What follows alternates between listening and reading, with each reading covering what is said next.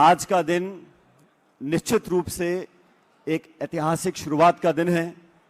आप सब लोग अलग अलग राज्यों से, असम से, कर्नाटक से, तमिलनाडु से, तेलंगाना से, उत्तर प्रदेश, बिहार, हर जगह से आज यहाँ मौजूद हैं। मैं विशेष रूप से धन्यवाद देना चाहता हूँ अनिल जी का।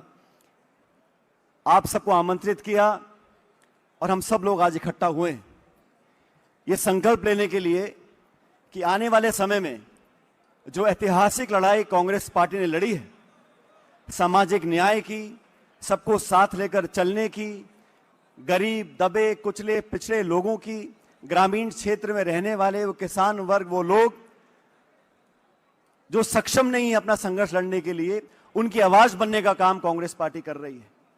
मैं विशेष रूप से धन्यवाद देना चाहता हूं राहुल गांधी जी का।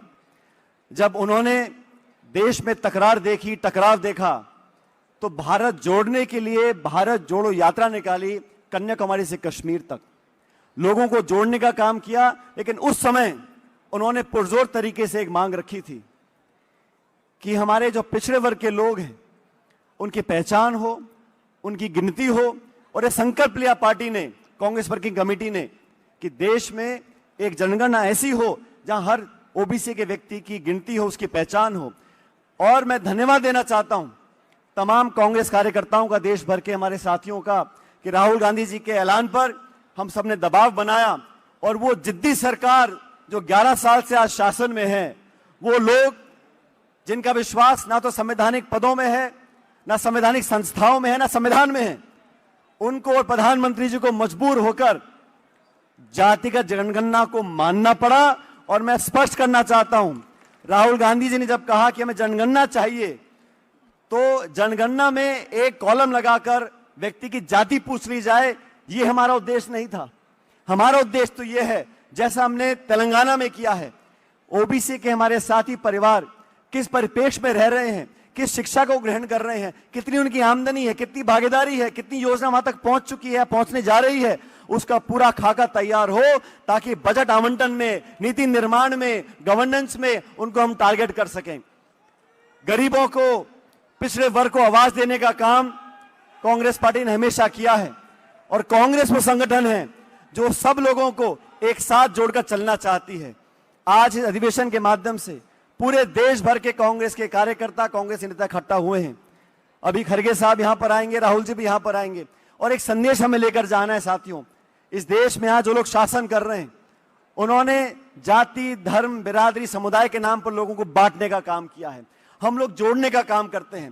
पूरे देश में जो आज पिछड़ा वर्ग है, सब लोग साथ आए, आने वाली पीढ़ी को शिक्षा मिले, रोजगार मिले, अवसर मिले, वो पायदान मिले कि अपनी प्रतिभाओं को वो प्रदर्शित कर सकें। इस बात का संघर्ष कांग्रेस पार्टी कर रही है। चुनाव जीतना, लड़ना वो अलग बात है, लेकिन आज संगठन को मजबूत करने के लिए, देश की आधी आबादी को ताकत देने के लिए, इस मन से, ओबीसी के मन से हमें एकत्रित होकर एक आवाज में, एक स्वर में एकजुटता का नारा देना पड़ेगा। और आने वाले समय में, अभी कर्नाटक के मुख्यमंत्री जी ने बेंगलुरु में जो एक मीटिंग बुलाई थी, उसके बारे में आपको बताएंगे। एक संकल्प लिया है कांग्रेस पार्टी ने, वो लोग जिनकी आवाज सुनी नहीं जा रही, वो खाई जो बढ़ गई है अमीर गरीब की, गांव और शहर की, उस खाई को कम करने के लिए पिछड़े वर्ग में बहुत सारे समाज के लोग हैं देश भर में।